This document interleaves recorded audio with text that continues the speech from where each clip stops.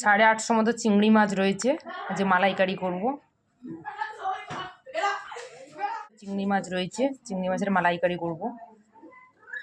বড় আর ছোট চিংড়ি মাছ মিশিয়ে রয়েছে।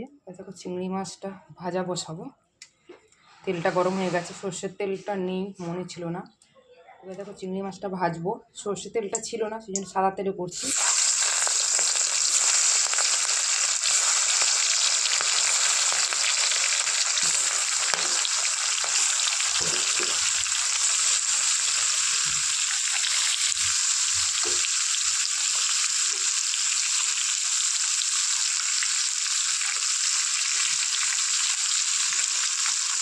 যেহেতু মালাইকারি করবো তো বেশি ভাজবো না, হালকা করে ভেজে নেবো।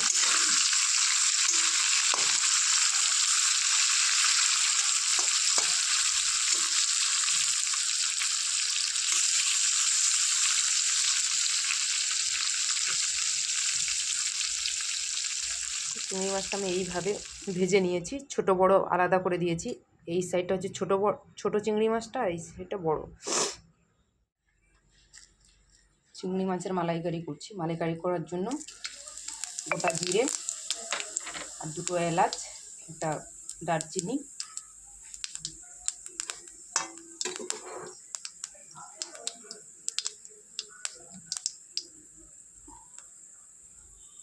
মশলাটা আমার হয়ে গেছে। পেঁয়াজ বাটাটা করে দিয়ে দিলাম।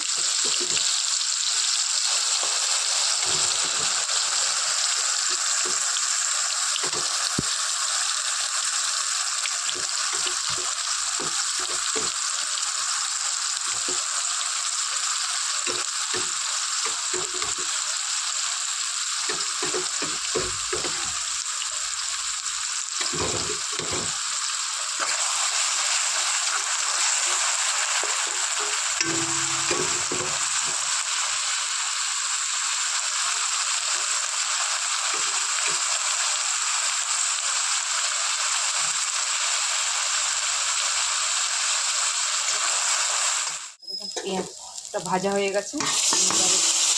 কাঁচা লঙ্কা, রসুন, আদা কাটা হয়েছিল, এটা দিয়ে দিলাম। এবারে এটা ভেজে নেবো একসাথে।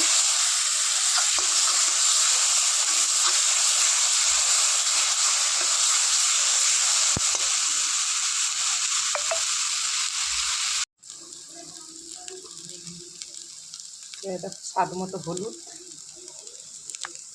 আর স্বাদ মতো লঙ্কার গুঁড়ো।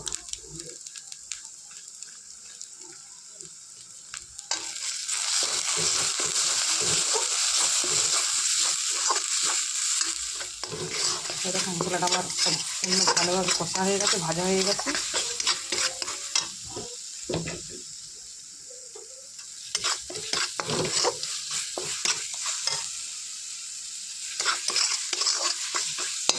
এবারে যে নারকেলের দুধটা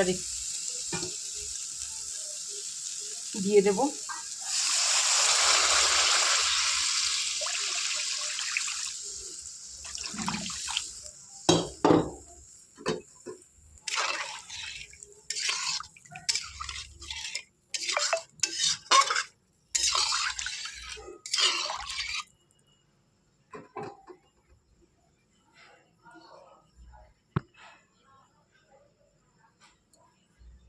এটা ফুটলে এবার চিংড়ি মাছগুলো ভাজা হয়ে রয়েছে, চিংড়ি মাছগুলো দিয়ে দেবো।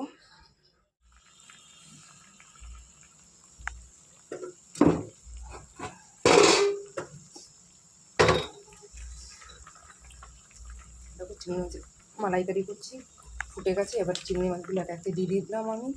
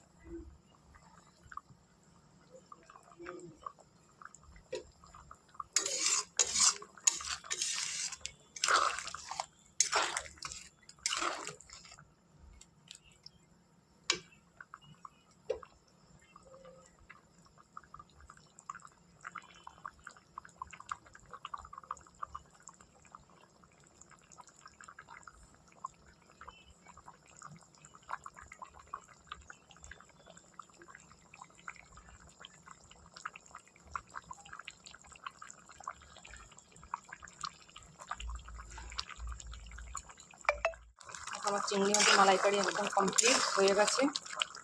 এবার নামিয়ে নেবো। অনেকে ঘি দাও, অনেকে ঘি দিতে পারো, কোনো প্রবলেম নেই। যেহেতু আমার বাড়িতে ঘি চলবে না, ওই জন্য আমি ঘি দিইনি, গরম মশলাও দিইনি, গোটা এলাচ দিয়েছিলাম প্রথমে।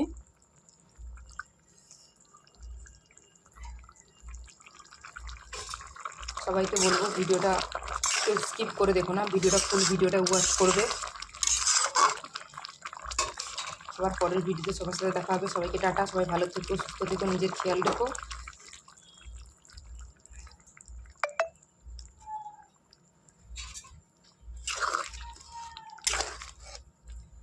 অবশ্যই ভিডিওটা কেমন হলো কমেন্ট করে জানিও।